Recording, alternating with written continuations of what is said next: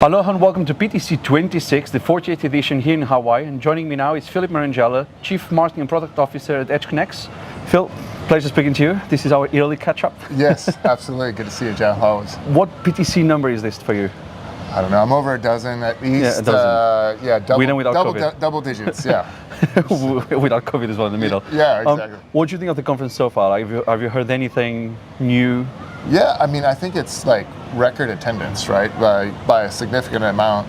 I think you're seeing a lot of power guys starting to come, a lot of kind of the rest of the AI ecosystem starting to attend. So it just makes those days longer and many more meetings. Okay, so before we jump into some of the more specific topics around communities, how we sell this industry to the world out there, let's do a quick temperature check of the market today. I mean, a lot has happened in the last 12 months, a lot has happened in the last 2 weeks. Yeah. What's your take on the the real world, and then your take on the data center world? I mean, you asked me this last year, right? Like, hey, like, you know, AI and you know, how's it growing and so forth. And we're still like in unprecedented kind of market dynamics. And every time we meet, you know, whether it's at EdgeCon or here and so forth, that's not very long, but there's still a step function up in terms of the demand globally for kind of capacity. And so, you know, I talk about, you know, at EdgeConneX, this kind of race to scale. And it's truly like the race is the speed to kind of deliver capacity at scale in multiple markets around the world to support the hyperscalers and the neo clouds and the kind of the entire ecosystem. And let's not forget, cloud still has significant demand and so forth. And so for us, it's trying to fulfill that demand with those multiple customers and multiple markets around the world. That's not for the faint of heart, and you know, execution is key. Yeah, no, absolutely. And I mean, a year ago we were talking about Stargate. Stargate was announced 1 or 2 days before PTC started. Since then, it has been a roller coaster with projects and things announced around the world. Neoclouds, you've already mentioned them. Neoclouds have also become a huge headline grabber across the industry. What's your take, one, on neoclouds, and how do they challenge or change the hyperscale delivery model? Yeah, I mean, they're certainly a critical part of the ecosystem. You know, the likes of CoreWeave and Lambda and Nebius, and there's many others that are coming to bear. And you know, they work closely with NVIDIA. They work closely with the other hyperscalers, and it's kind of this, I don't know, it's co-opetition, if you will, in terms of getting the capacity to get the chips, to bring those online and get those tokens working and generating revenue. And there's a lot of innovation coming from them, and so there's a lot of collaboration as well. So we're learning from them. They're certainly customers of ours in several markets around the world, but it's just a new dynamic and certainly a new customer base that we're happy to collaborate with. Okay. Have you seen operators, developers, investors kind of change the way they think about risk allocation, long-term development? How's the planning changing in this really fast changing space? Yeah, I mean, again, you talked about it, right? In terms of Stargate, right? And you're just seeing multiple Stargates around the world, and there's others, right? That Ashburn, where I live, you know, a gigawatt was you know, what you see a year in the biggest market in the world, and you're seeing that larger than that being replicated in many markets around the world. So it just gives you a sense of the scale. I mean, I think at SemiAnalysis talks about the average was 5 gigawatts a year totally around the world, and then you're seeing like a 6x step function to 30 gigawatts a year. So all of us in the industry are building at max capacity, and what drives the calculus around that is where can you get the power?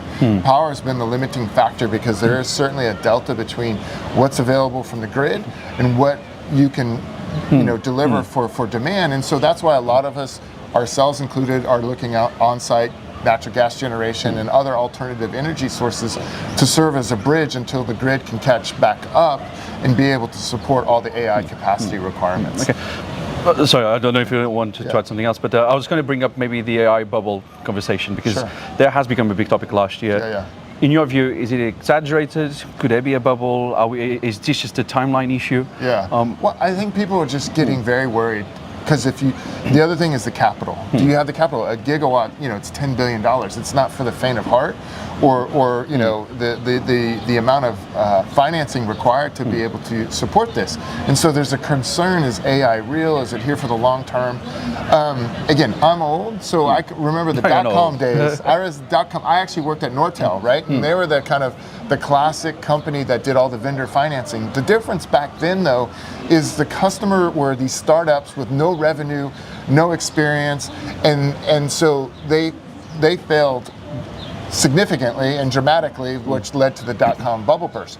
What you're talking about now in the AI bubble is the biggest, wealthiest companies in the world, the Googles, the Metas, the Microsofts, and so forth, that have massive balance sheets and obviously a cloud business that this AI is sitting on top of, and so forth. So you have a lot more comfort in terms of the kind of the ecosystem that's driving the demand and spending all the capital, that long-term I'm a little bit more comfortable with the situation that we're in versus the original dot-com bubble. Yeah. Well, and then some of those large giants, they have balance sheets bigger than most countries have in terms of GDP. So 100%, if they fail, it's even worse than the country failing. When we look into product strategy, branding, marketing, what would you say are the main capabilities that matter the most now that maybe they even exist 5 years ago, or people didn't even look at them properly 5 years ago? Yeah, so I mean, the big thing when I put my product hat on, these chips that are coming out, now we have Vera Rubin, and it's the pace of change is coming so fast with these chips. They were blowing through these densities that are hundreds of kilowatts a rack, and you're going to have racks that are going to be a megawatt or 2 megawatts. That was our original data centers 15 years ago when we started, was 2 megawatts, and now a single rack is that kind of density. And so being able to have a data center that can support those densities, number one. Number two, you're talking about liquid, right, in the data center, which was always taboo, and now you have to kind of rethink your operational manuals and expertise and all that kind of stuff. You have to train your operational team to be prepared for what if there's a leak? What do you do? How do you respond to it?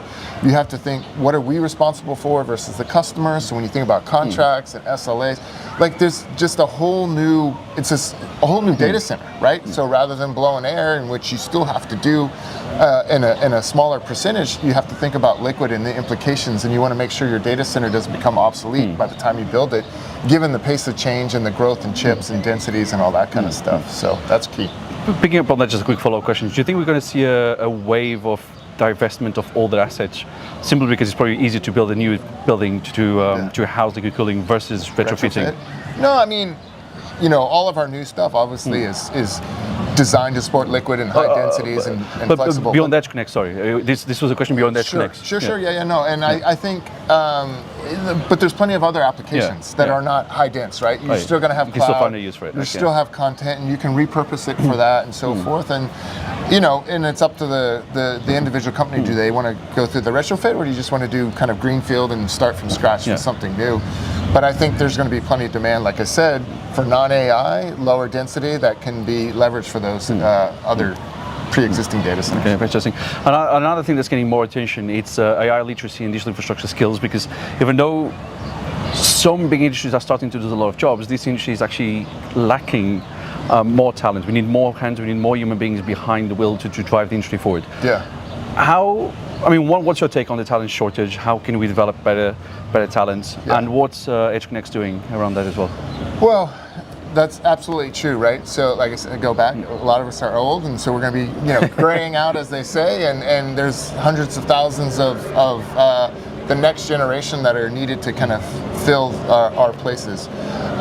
Education is key, and that's been paramount in kind of our efforts and a lot of companies' efforts, but specifically for us, one is AI literacy.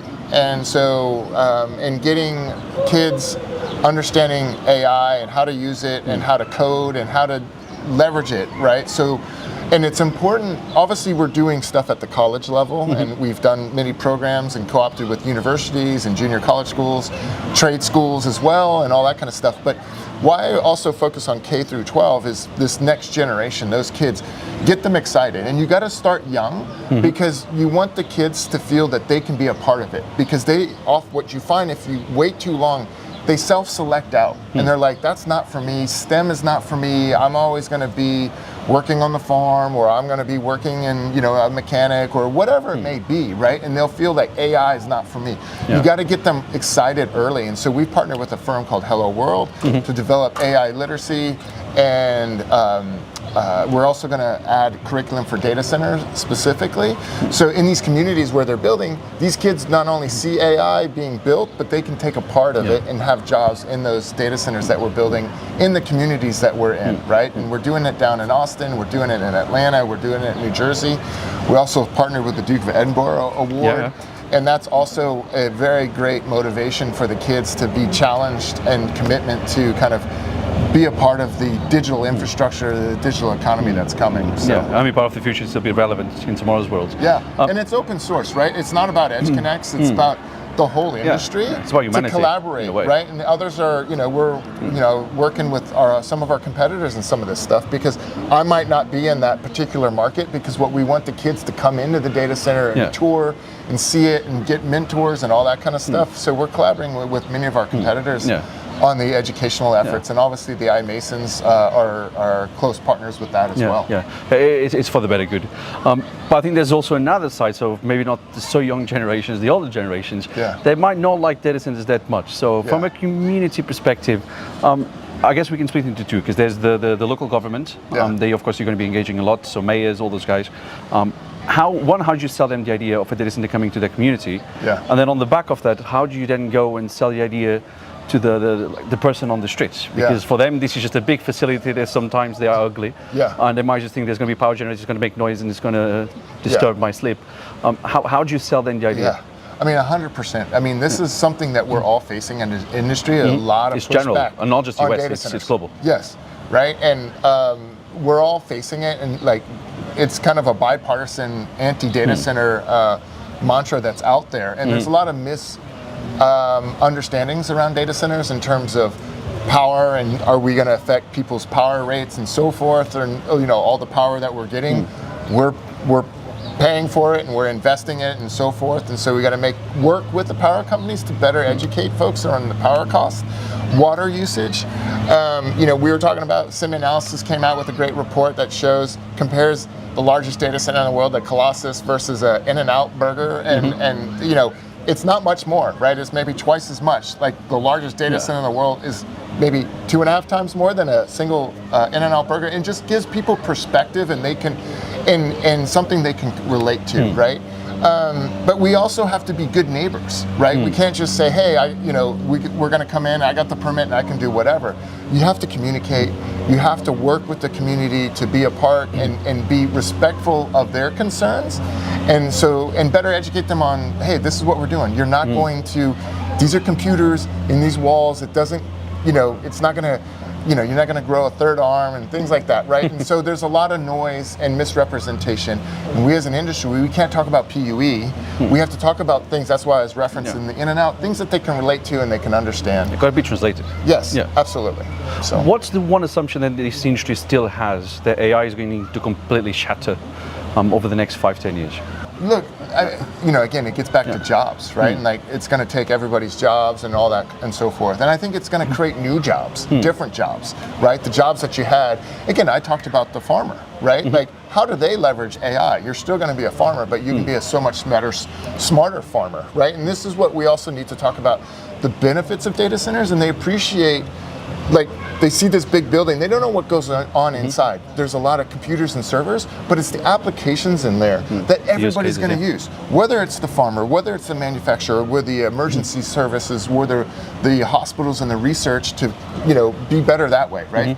The farmer can get crops, better yield on their crops, faster to market, and all that kind of stuff, right? And so when you think about sustainability, that's the other thing, is, yes, we use a lot of power and we do use water. However, if you think about what we help every other industry reduce the amount of energy and power and water that they use, you have to look out on the aggregate. That's an important point that people need to understand as well. Well, it's a huge challenge because people never look at the macro picture, they look at the micro picture. What's the focus for EdgeConneX for the next 12-24 months, and from expansions to local projects, so schools and talent, local communities, to anything else that you are going to be launching? Yeah, Well, you've always asked this question, like, where are we going next? I'm not going to And go specific on geographies because you never tell me, so I'm not going to.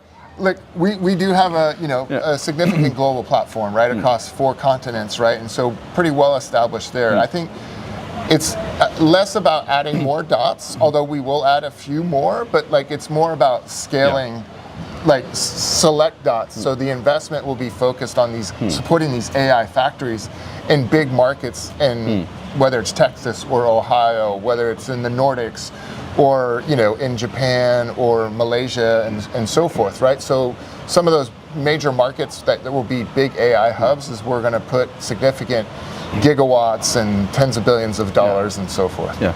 To finish, what did you read on the way to PTC this year? Well, I've been reading this. It's big, so it just takes a long time. It's called Devil's Chessboard. It's just fascinating.